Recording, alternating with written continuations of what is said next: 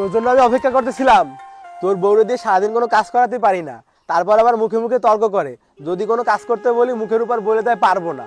তারপর আবার দেখি ইদানিং সে কার সাথে কথা বলে, আবার দেখি সে কোথায় কোথায় ঘুরে বেড়ায় কার সাথে। তা এখন তুই কি করবি কর। আব্বা আমি ওর মারে ফোন দিলাম, কিন্তু ওর মা আমার আরো বেশি বেশি কথা বললো। কি ব্যাপার, কোথায় যাচ্ছ তুমি? কোথায় যাচ্ছি মানে? আমি আর তোমার সংসার করব না, আমি বাসায় চলে যাচ্ছি। মানে কি বাসায় চলে যাচ্ছ মানে? তোমাকে কি আমরা কিছু বলিছি আর তোমার সাথে কোনো খারাপ ব্যবহার করছি?